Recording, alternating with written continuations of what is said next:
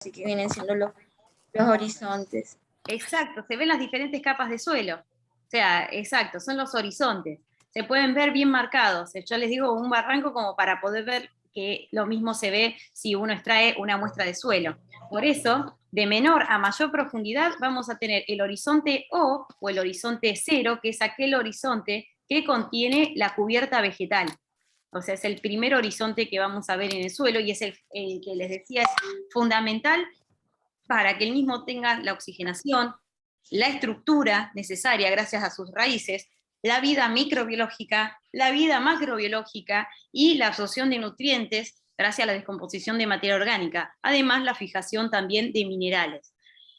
El horizonte A es precisamente el horizonte compuesto ya por las partículas coloidales que decía, como son la arcilla, la arena o el limo, que es el horizonte que tiene el humus, que tiene los ácidos húmicos, los compuestos orgánicos que habíamos hablado, productos de la en descomposición y los productos de la descomposición de la materia orgánica, y también mucha porosidad, por eso este suelo tiene un gran porcentaje de oxígeno, por lo general, ¿no? Después, dependiendo del tipo de suelo de que estemos hablando.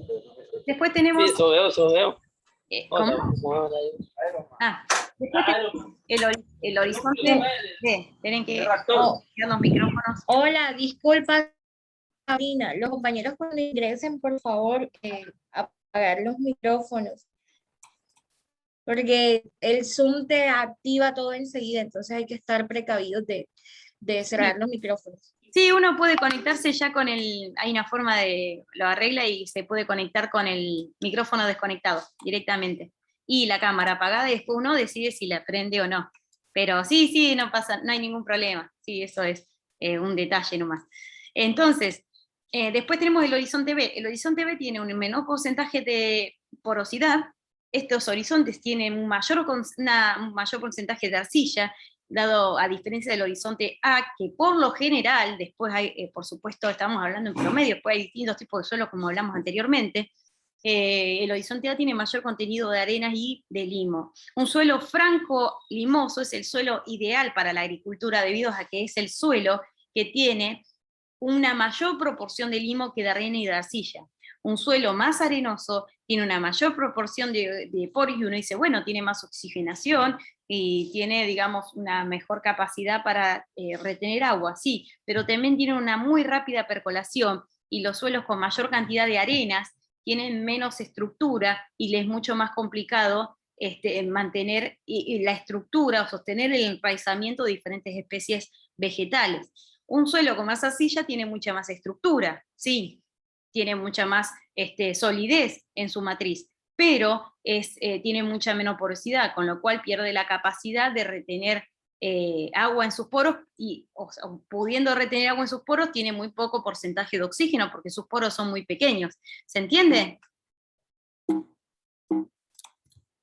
¿Se entiende hasta ahí? Sí, señora. Sí, señora. Perfecto. Después tenemos lo que es el horizonte C. El horizonte C ya es el suelo proveniente de la roca madre en descomposición. Ahí está. La roca madre en descomposición, en contacto con o en meteorización, mejor dicho, porque estamos hablando de un compuesto inorgánico, es aquella roca madre que por movimiento de las placas tectónicas y por el paso del tiempo y los cambios de presión y de temperatura, y también de acceso del agua, comienza a agrietarse y a fragmentarse. Por eso, un suelo, cuanto más pequeños sean sus fragmentos y sus partículas, más antiguo es. Por eso una arena joven, una arena de poco tiempo, digamos, de meteorización, es aquella arena que tiene partículas muy grandes. Cuanto más fina es la arena, más tiempo de erosión y de meteorización pasó sobre la misma, por lo tanto, más antigua es la misma. Más pequeños son los fragmentos, más antiguo es el suelo del cual estamos hablando.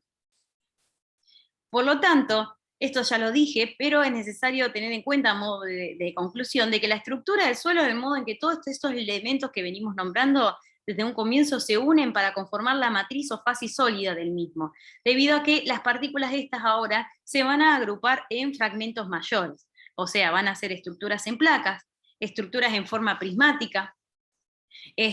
Vamos a tener, por ejemplo, una estructura en placa es una estructura llamada también grumos, que es la estructura propia de un suelo franco-limoso, como les decía, un suelo apto para la agricultura. Una estructura prismática es típico de un suelo con un mayor porcentaje de arcilla, donde el diámetro de poro es mucho menor y donde la solidez del mismo es mucho mayor y tiene una mayor capacidad de fijar contaminantes, además de nutrientes. Ahora vamos a hablar de eso. Un suelo con mayor cantidad de arcilla, además, es un suelo que se le complica la percolación del agua y también, por ende, de contaminantes si hubiera en el mismo. La percolación es el movimiento descendente, o sea, vertical de arriba hacia abajo del agua a través de los poros de una matriz de suelo. Cuanto más chiquitos sean los poros, más difícil va a ser que el agua percole, ¿no? Vaya hacia abajo. Por ende, si se vuelca un contaminante sobre un suelo arcilloso, es mucho más fácil de remediarlo que si este suelo contiene un mayor porcentaje de arena y se vuelve un suelo más arenoso, como por ejemplo el de la imagen de abajo a la derecha, que es del tipo de estructura granular. Ese tipo de suelo es complicado, porque cuando se vierte un contaminante, ya sea, esperemos que sea por accidente, cuando se vierte un contaminante, la percolación del contaminante es tan rápida de que es muy difícil después remediarlo. Va a haber un volumen mucho mayor de suelo, y también va a llevar mucho más tiempo lograr remediarlo, no solo el suelo, sino también quizás la capa subterránea de agua, o llamada también capa freática, o napa. Ese tipo, bueno, van a ver mañana metodologías de remediación con el doctor Coria, y también van a ver un caso de cálculo de contaminantes en suelo y en agua, que es un caso real como para que puedan realmente darle una magnitud o calificar en forma cuantitativa la cantidad de metros cúbicos de suelo y de agua que se contaminan con un muy poco contaminante. Bien, seguimos adelante. Por ejemplo, esto es lo que les decía del ecosistema de Tabasco. Por ejemplo, Tabasco se encuentra, es una zona casi en su totalidad de planicie, casi en su totalidad, porque tiene las cascadas de Villaluz, en donde tiene selva tropical y pantanos también. Tiene zonas con, como les decía, también en este caso con temperaturas cálidas, ¿no? Pero tiene zonas con una gran cantidad de agua, de humedad saturada del suelo. Esos poros están recubiertos de agua, con muy poco oxígeno, por lo tanto es zona donde las bacterias descomponedoras de la materia inorgánica, son bacterias anaerobias. En los suelos de Tabasco, por ejemplo, se tiene lo que son asociaciones vegetales o ecosistemas, o biomas, mejor dicho, que son selva tropical lluviosa, sabana tropical, selva mediana y baja, formación, zona costera, y mangles y vegetación de pantano. Por eso, bueno, ustedes no sé si conocen Tabasco, pero no solo tienen, es una región, la verdad, bellísima de México, incluye también los que son las ruinas mayas. Bien. En los tipos de suelo de Tabasco van a ser de vertisol, ahí está. Que los tipos de suelos de vertisol, como les puse ahí una foto, no sé si se puede apreciar, ven que ahí está. Son suelos arenosos, arcillosos, que tienen un diámetro de poros muy pequeños, por lo tanto, tienen problemas de agrietamiento, como dice ahí, en época de sequía, y de drenaje en época de lluvia. El tema del drenaje o percolación es lo que dije antes, ¿no? La percolación es el descenso vertical, y el drenaje es el descenso o movimiento del agua en diferentes direcciones, no solo vertical. O sea, el drenaje puede ser también el movimiento del agua hacia un costado o hacia una dirección o a la otra. Claro, ¿qué pasa? En épocas de sequía, el suelo se agrieta, son suelos que se compactan rápidamente porque la arcilla pierde la humedad por evaporación y se compacta, se solidifica y se agrieta. Y en épocas de lluvia, como habíamos dicho antes, no hay problema del drenaje. Los suelos regosoles son los tipos de suelos que son más arenosos, y respecto a la percolación, ¿vieron que cuando se vuelcan agua en la arena se absorbe rápidamente en segundos? Bueno, así pueden ver, esa es la capacidad, digamos, de drenaje de un suelo arenoso. O sea, el agua percola rapidísimo, en forma muy rápida, debido a que sus poros son macroscópicos. Uno puede ver los poros de un suelo arenoso a simple vista. Por eso, como les decía antes, un suelo que carece de estructura o tiene una estructura muy débil a la hora de sostener vegetación. Después también tienen suelos solonchal, que son aquellos suelos salinos, debido al aporte de las sales del agua de mar. tienen los suelos greisoles, que son aquellos suelos que tienen texturas francas. Cuando se le dice textura franca, son aquellos suelos que contienen los 3 tipos de coloides. ¿Cuáles eran? No es que le esté tomando examen, sino que les hago estas preguntas como para poder ir viendo si vamos bien con los conceptos o no. ¿Cuáles eran los 3 tipos de coloides principales que conforman los suelos?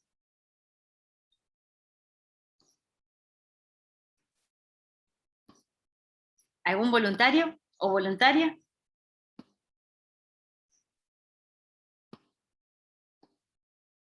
¿Cuáles eran? El limo, la arena y la arcilla, ¿no? Bueno, seguimos entonces. Después teníamos los suelos que son, por ejemplo, volviendo a los suelos greisoles, le iba a decir, las texturas francas son aquellas texturas que tienen aproximadamente un 33,33% de cada uno de estas 3 coloides, de limo, de arena y arcilla. Es una estructura franca, es muy equilibrada. Como les dije, la franco-limosa es aquella que tiene un poco más de 1/3 de limo, y de arena y arcilla un poco menos de 1/3. Esa es la ideal, suelo ideal, digamos, para todo, para cultivo, para tener materia orgánica, para la vida ya sea de flora o de fauna. Después tiene cambisol y fluvisol, que son aquellos que se tienen en las márgenes de los ríos, en las riberas en este caso, en las zonas costeras, pero de los ríos, que son suelos que contienen los minerales y los nutrientes propios del agua dulce. O sea que es una zona muy rica, ¿no? La zona de Tabasco. Rendizas, que son los suelos ricos en materia orgánica y materiales calcáreos también, que, como había dicho antes, materiales calcáreos del carbonato de calcio, el propio hidróxido de calcio. Y los acrisoles, que son los ácidos arenosos y de baja fertilidad, como les dije, el problema de un suelo arenoso, ¿no? Y ahí les había puesto las imágenes de los suelos. Igual las diapositivas se los voy a enviar.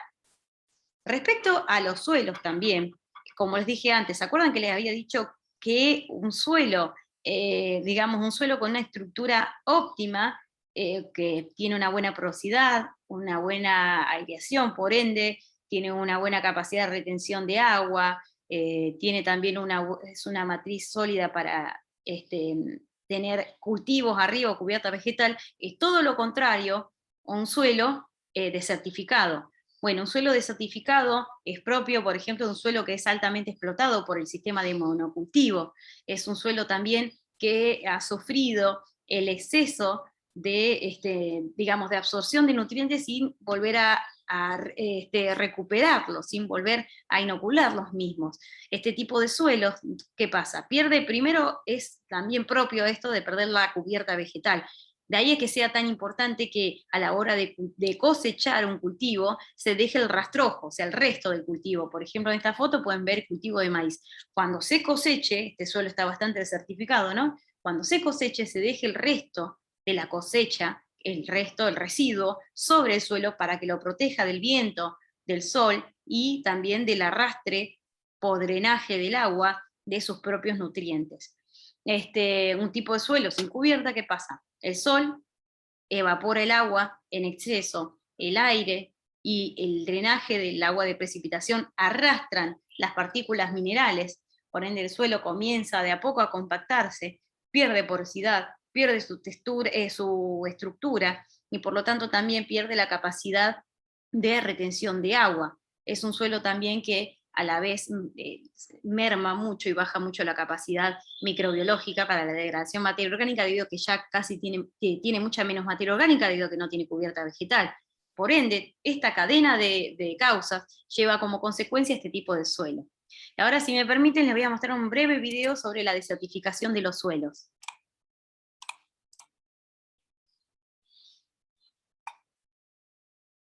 Avísenme, ahora les paso a compartir el video cuando se vea.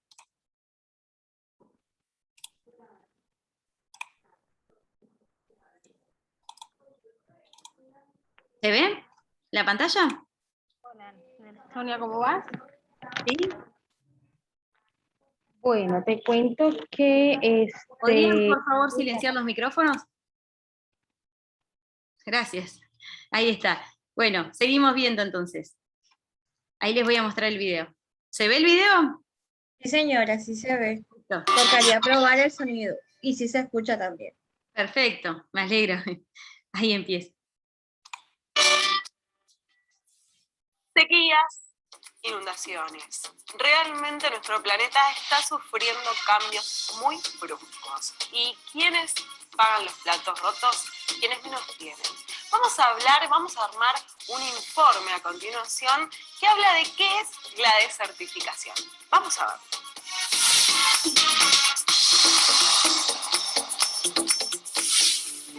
El calentamiento global, origen del fenómeno del cambio climático observado en las últimas décadas, nos introduce en los nuevos desafíos a los que se enfrenta la humanidad. Uno de ellos es la desertificación, un impacto más. Según la UNESCO, 24 billones de toneladas de suelo fértil desaparecen cada año. Durante los últimos 20 años se han perdido una superficie equivalente a la superficie agrícola de los Estados Unidos. La desertificación afecta hoy en día a un cuarto de la superficie total del globo. Es necesario tomar conciencia de que nuestro impacto debe ser mitigado y prevenir para las tierras que no son afectadas. El problema es serio. Definamos desertificación. Es la degradación de las tierras en regiones áridas, semiáridas y subhúmedas secas. Es el resultante de diversos factores, algunos naturales, pero las tres principales causas de la desertificación son el sobrepastoreo, la deforestación y las prácticas de una agricultura no sustentable. Las actividades humanas en los países donde la mayor parte de los recursos económicos dependen de la explotación agrícola, existen pocas o ninguna fuentes alternativas de ingreso. Estos suelos se empobrecen debido a su utilización excesiva, al abandono o disminución del periodo de barberecho, que es necesario para mantener la productividad de la tierra. Esto conlleva a la pérdida de materia orgánica, que a su vez limita el crecimiento de las plantas. Todo ello ocasiona una reducción en la cobertura vegetal, dejando los suelos desnudos que son más vulnerables a la erosión. Cuando este suelo se degrada, es arrastrado por los vientos violentos o las crecidas repentinas de los cursos de agua. Las cosechas son pobres, el ganado sufre y no se desarrolla como debería la vida en estos suelos. La desertificación es un elemento que influye cada vez más en la degradación ambiental del planeta y desempeña un papel importante en la contaminación del agua, el aire y el suelo, la deforestación, las pérdidas de suelos y el cambio climático. Contribuye sustancialmente a la pérdida de la diversidad biológica y del mundo, especialmente en las zonas que son centros de origen de las principales especies de cultivos, como el trigo, cebada, sorgo, maíz. La desertificación es un problema ambiental y socioeconómico de alcance mundial. La desertificación, un impacto más.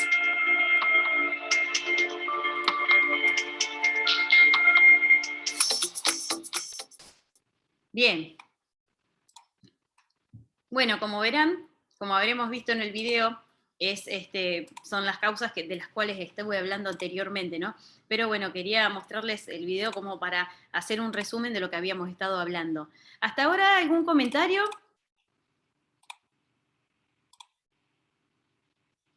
¿Alguna consulta? No, señora. Bueno, seguimos adelante entonces. Respecto a los que hablaba de los suelos. Esperen que ahí les paso a compartir de nuevo la pantalla de... Ahí está. Avísenme cuando se vea la pantalla de la diapositiva. Ahí está. Bien. Entonces, fíjense, por ejemplo, como les decía, comparando con la región de Tabasco, son aspectos, digamos, tienen zonas tropicales, húmedas, por el de clima templado, un gran régimen de precipitaciones anuales. Sin embargo, tienen suelos muy diferentes. Por ejemplo, esta es la zona de Foz de Iguazú, la región de Iguazú, en la provincia de Misiones, Argentina, limitando con por Foz de Iguazú, que es Brasil. Este suelo, por ejemplo, tiene una tonalidad roja, como había dicho antes, proviene de la oxidación, la descomposición por lo general es oxidación, o sea, la reacción de oxidación en cualquier compuesto químico es la degradación.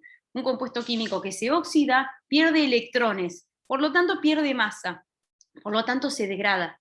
Un compuesto químico, ya sea orgánico o inorgánico, que se reduce, proceso opuesto, agrega electrones, por lo tanto agrega masa. Por eso la descomposición por lo general es la oxidación. Por eso la oxidación y la descomposición de la materia orgánica es tan necesaria para que tener un suelo ácido y rico en ácidos húmicos. Bien, esto es lo que decía de los perfiles de los acantilados están cubiertos por humus, lo cual favorece el desarrollo de la exuberante selva. Tiene varias capas de basalto, que es la roca de origen volcánico, color verde oscura, debido a que esa zona fue una zona de una altísima actividad volcánica hace varias eras geológicas. De ahí que ellos tengan lo que son las minas Wanda. ¿Alguien conoce las minas Wanda? ¿O a qué se refiere? En la zona de Iguazú se encuentran estas minas, que son yacimientos geológicos formados por rocas basálticas, en las cuales quedaron burbujas dentro de la misma lava que se solidificó, burbujas de gases. Esos gases, con el tiempo, con millones de años, fueron cristalizando y se fueron formando dentro de cada una de esas burbujas rocas preciosas y semipreciosas. De ahí es que sea tan interesante y bueno, tienen también un atractivo turístico y una gran explotación minera tienen en la zona. No es lo que tiene que es bastante sustentable la explotación minera debido a que tratan dentro de lo posible impactar al medio ambiente lo menos posible. Por supuesto que impacto hay en cuanto haya una explotación minera, ni hablar, pero dentro de todo tratan de ser, digamos, es irónico, pero es una explotación sustentable, si es que se le puede decir así, tampoco sé si llega a ese nivel de sostenibilidad. Después voy a mostrarle unas piedras de este tipo, estaba mirando hacia atrás en mi casa porque tengo, después les voy a mostrar a lo que me refiero, como para que puedan ver la formación cristalina que ocurrió durante millones de años dentro de estas burbujas en la roca basáltica. Inserciones de areniscas cuarzosas también, que son rocas sedimentarias formadas por la unión de granos de cuarzos y otros minerales, que son, bueno, parte del cuarzo también se formó por lo que es la cristalización de los gases de la lava, cuando esa zona tuvo actividad volcánica. Entonces, ahora bien, volviendo a lo que es el impacto en el suelo, y nada menos por la actividad agrícola, y uno de los mayores causantes de la desertificación son el exceso del uso de agroquímicos. El tema de los agroquímicos fitosanitarios tiene la gran ventaja de que han permitido aumentar en casi un 30% la producción de alimentos, de agroalimentos en el mundo. Por eso, a la hora de hablar de agroquímicos, digamos, es hasta un poco sectorizado decir de que no se tienen que usar. Lo que uno propone es que se usen en la medida justa y la mínima medida posible, o sea, en la mínima dosis posible. Eso es lo que se dice. El gran problema de los agroquímicos no es su utilización, sino el exceso. Por ejemplo, tengo muchos conocidos que son agroproductores y contratan a un ingeniero agrónomo para que inocule el suelo con fertilizantes, con insecticidas y con también lo que serían los herbicidas o los fungicidas, ¿no? Para eliminar los hongos de los cultivos. Y bueno, les da el balance nutricional que tienen que usar, por ejemplo, 2,5 bolsas de, por ejemplo, de fosfatos para fertilizar el suelo. Y bueno, por la duda pone 3,5, por las dudas, bueno, mandan una bolsa de más. Esa bolsa de 50 kilos de más, que además es puro y después va diluido, ¿no? Para la hora de inocular el suelo, ese exceso de fertilizante no es absorbido por la planta, queda en el suelo obtiene una capacidad de retención máxima, por lo tanto, el exceso es arrastrado por percolación por el agua de lluvia, ¿a dónde? A las capas freáticas. Cuando llega a las capas freáticas, ustedes saben que hay una gran cantidad de población alrededor del mundo que toma agua de pozo sin ser previamente tratada. Por lo tanto, son las personas que toman agua de pozo sin ser previamente tratadas, son quienes reciben estos compuestos que, por ejemplo, los fungicidas tienen cadmio, tienen plomo, porque los metales pesados son tóxicos para los hongos. Por ende, todos estos compuestos son bioacumulables. Los agroquímicos son liposolubles, o sea, se absorben en los tejidos grasos del cuerpo. Por ende, se transfieren dentro de la cadena alimenticia. O sea, por ejemplo, un pez que tiene compuestos con cadmio o con plomo provenientes de agroquímicos, porque estaban en el agua en donde habita, estos compuestos se van a absorber en su tejido graso. El pez es por medio de la pesca, es pescado precisamente, lo come un ser humano, esos compuestos que estaban en su tejido graso con cromo o con mercurio pasan al tejido graso del ser humano. Si esa persona es una madre que amamanta a su hijo, por medio de la leche esos agroquímicos pasan a su hijo y además pasan también a un niño antes de nacer por medio de la gestación. Por lo tanto, son bioacumulables y pasan a lo largo de la cadena trófica de ser vivo a ser vivo. De ahí a que son biopersistentes porque son muy difíciles de degradar y además son liposolubles porque son liposolubles porque se absorben los tejidos grasos y son bioacumulables a lo largo de la cadena trófica. O sea, tienen muchos defectos, por ende es que tenemos un impacto ambiental en la salud, y después lo vamos a hablar, y en el medio ambiente tan grande por su uso. El tema no es eliminarlos, debido a que, ¿qué pasa si se eliminaría mágicamente, digamos, porque sería la verdad un milagro que se eliminen todos los agroquímicos del planeta Tierra? Imagínense ustedes que de repente no tenemos agroquímicos en el planeta Tierra. ¿Qué creen que pasaría con la producción agropecuaria? ¿Qué pasaría?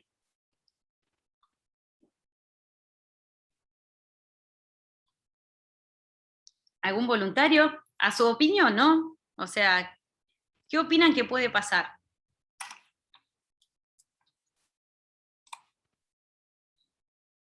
¿Algún voluntario? Si de repente no tuviéramos agroquímicos o no pudiéramos aplicarlos por alguna norma a nivel internacional. ¿Qué se imaginan? Rafael, Pedro. O sea, lo que pasaría es que disminuye la producción agropecuaria, disminuiría en una gran cantidad, no se sabe cuánto, porque eso va a depender, ¿no?, de muchísimas variables, además de que estamos hablando de un caso hipotético. Si disminuye la producción agropecuaria, la producción de agroalimentos, el costo de los agroalimentos, ya sean hortalizas, ya sean diferentes tipos, bueno, además de la pastura para ganado, aumentaría su costo muy por encima del costo promedio hoy en día. Por ende, una gran cantidad una gran proporción de la población a nivel mundial se quedaría sin alimento por no poder acceder a los mismos por falta de dinero para poder comprarlos. Por ende, los problemas del hambre se exacerbarían mucho más. Por eso, la gente de clase media, ni hablar la gente de clase alta, no tendría problema al conseguir alimento porque destinaría más parte de su salario para poder adquirirlo. Pero estaríamos sectorizando, por eso tendríamos una opinión muy sectorizada de la situación, debido a que estaríamos empeorando los problemas de hambre en el mundo. Por eso no estamos hablando de quitar los agroquímicos, sino de usarlos en la medida mínima y necesaria. ¿Se entiende hasta ahí? ¿Los voluntarios? Creo que me he quedado sin público. Bueno, respecto al monitoreo... No, señora, sí se le entiende. Lo que pasa es que esto no sé por qué unos compañeros me están escribiendo que no les deja activar el micrófono. No, qué raro. A ver, ya mismo lo vemos. Esperen un minutito. A ver. A ver. Ahí quizás sí. No, pero es ellos tienen que apretar ahí el micrófono nomás. Ahí yo puse solicitar para reactivar el audio en todos, pero aprietan ahí el microfonito y debería funcionar sin ningún problema. Porque, o sea, no hay ninguna restricción. Solo me había puesto yo el micrófono antes en silencio cuando estábamos viendo el video, más que nada. Después, si se corta, de nuevo volvemos al mismo, al mismo link. Lo que tiene que, así yo también voy grabando y después voy subiendo los videos para que ustedes tengan no solo los videos, sino la presentación y el trabajo práctico que les voy a dar para que después puedan desarrollar con el doctor Pedro. Bien, seguimos entonces. Respecto a esto que les estaba mostrando acá, el monitoreo de cadmio y plomo, los principales fungicidas cúpricos comercializados en Mendoza, hablamos de Mendoza porque Mendoza es una zona de muchos viñedos, ¿no? Muchísimas bodegas, tienen una gran calidad y cantidad de vinos, ¿no? En la producción de vinos son líderes a nivel mundial. Sin embargo, para mantener esa producción tienen que usar una enorme cantidad de fungicidas con cromo y con cobre y también con cadmio y plomo. Este estudio, por ejemplo, se reunieron 53 muestras en que tienen sulfato de cobre, oxicloruro y 9 de oxicloruro de cobre, y también tienen plomo y cadmio. Lo que vieron también en este trabajo de que, según hecho por el Instituto de Sanidad y Calidad Agropecuaria de Mendoza, se aplican en el último año, que este es un estudio del año 2020, o sea que esto fue 2019, 2.500 toneladas de fungicidas, o sea que estamos hablando solo en la provincia de Mendoza, 2.500.000 kilos de fungicida, como para que tengan una idea. Y los valores, los valores en sí no habían superado los límites máximos legislados. Ahí está el problema, y viene el problema también de la legislación ambiental. Hay muchos estados en los que para que con un determinado interés, digamos, se aumentan los límites de la ley para evitar problemas, por decirlo de alguna forma. En cuanto a contaminación ambiental en Argentina, hoy en día no se está teniendo en cuenta los límites legislados para los óxidos de azufre, por ejemplo, porque se copió de una norma europea, que la norma decía que se emitían como mucho 50 partes por millón de óxidos de azufre en el aire, y se copió y se pegó en la norma argentina 0,5 partes por millón. O sea, no solo que se copió en vez de hacerlo a criterio, sino que además se copió mal, porque en vez de 50 pusieron 0,5, o sea, 100 veces menos del límite legislado en España. Por lo tanto, no lo cumple nadie, y por ende no se toma en cuenta la ley y listo. Por eso hay que tener muchísimo cuidado a la hora de llevar a cabo lo que es la parte de derecho ambiental. Nosotros sabemos que ambiente es política y sociedad, o sea, no se puede considerar el medio ambiente sin considerar la política y la sociedad. Como hablábamos recién, no se puede considerar el no uso de agroquímicos porque estaríamos empeorando el problema del hambre en el mundo, que ya es bastante complicado de llevar adelante. O sea, pero tampoco podemos hacer el uso deliberado de agroquímicos que lleve a este problema, como tenemos el monocultivo de soja, la mala conservación del suelo, la acidificación excesiva, la falta de políticas públicas para proteger el suelo. Entonces no podemos tampoco llevar a cabo un uso deliberado como si estuviéramos ignorando el impacto de los agroquímicos en la salud, que ya sabemos, y ahora vamos a hablar de glifosato, sino lo que estamos hablando es de un uso consciente, y después es lo que vamos a hablar, viene de la mano de esto, que es la agricultura conservacionista o la agricultura sostenible. Diferente de la orgánica no admite agroquímicos, la sostenible admite en la mínima proporción posible. Quien pueda abonar o pagar la agricultura orgánica, bienvenido sea. Lo que estamos hablando de que no todo el mundo tiene acceso a pagar, por ejemplo, no sé, en Argentina un kilo de tomates 500 pesos, o sea, es una locura, ¿no? Entonces, bueno, quien lo pueda pagar, bienvenido sea. Después está lo que es la transgenicidad, que es otro tema, no tiene nada que ver con el tema de los agroquímicos, ¿no? Bueno, el agroquímico más controversial, como sabemos, es el glifosato, que es producido por Monsanto bajo el nombre, bajo el principio activo, que es el Roundup, ¿no? O el nombre comercial que tiene. Este glifosato es un herbicida de amplio espectro, o sea, te permite eliminar hierbas y arbustos, digamos, tiene una gran variedad. Este tipo de herbicidas además es, químicamente estable, por lo tanto es biológicamente también estable en el suelo, no me estaba saliendo la palabra. Elimina vegetales, interfiriendo en la síntesis de aminoácidos, que son la fenilalanina, la tirosina y el dietriptófano. O sea, como interviene en la síntesis de estos aminoácidos, interviene en el desarrollo de estas hierbas. Por eso las hojas tardan mucho en volverse amarillas, pero el desarrollo de estas hierbas ya está, a las pocas horas de ser inoculado, ya está detenido. Bueno, esto es lo que le decía, ¿no? Que el nombre comercial es el Roundup. Y, por ejemplo, algunos de los problemas del glifosato, que después lo vamos a ver en más detalle, es, por un lado, que ha traído, o sea, la exposición a los mismos, debido a que la toma al consumo de agua de pozo que contiene este tipo de agroquímicos, llegados al agua por percolación de los suelos, ¿no? Del agua que llega hasta las capas freáticas y arrastra este glifosato.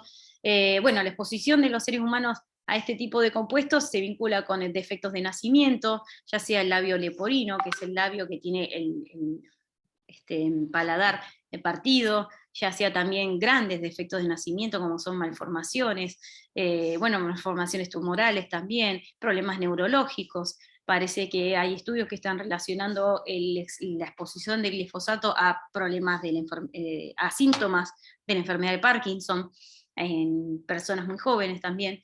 Defectos congénitos experimentados por mujeres en Argentina y Paraguay pueden ser consecuencias de exposición al glifosato. También está relacionado con los abortos naturales.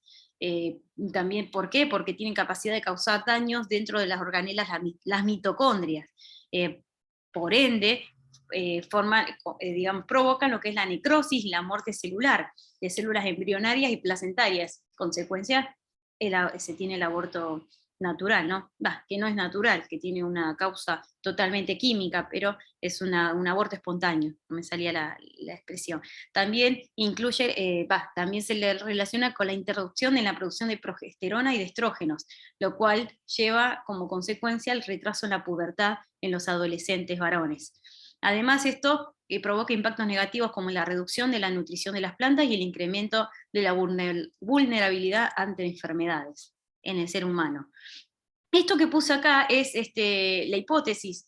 Es una hipótesis y es un estudio de que Monsanto ha pagado para que este estudio se lleve a cabo en un laboratorio, que no puedo decir el nombre, pero es un laboratorio que por medio de subvención de Monsanto demuestra, en teoría, de que no tiene ningún efecto negativo en la salud de las personas, que es de baja persistencia y limitada potencialidad de bioacumulación y toxicidad. Por eso este es un estudio que lo tomen como contraejemplo, no lo tomen como ejemplo, por favor, porque está demostrado de que este laboratorio ha sido subvencionado por Monsanto como para defender su agroquímico. Dice que puede aplicarse sin producir daño a los cultivos genéticamente modificados, que se aplica si se seca. Solamente se encuentra en agua si se aplica cerca de un cuerpo de agua, si no, no, porque no puede llegar por arrastre. Dice también de que tiene baja bioacumulación, que es también tiene baja toxicidad. Dice de que también en Argentina debe considerarse el clima templado, lo que aumenta la velocidad de degradación del producto, como que en Argentina, o si el clima es templado, se degrada más rápido. Eso sería si fuera biodegradable, lo cual no es.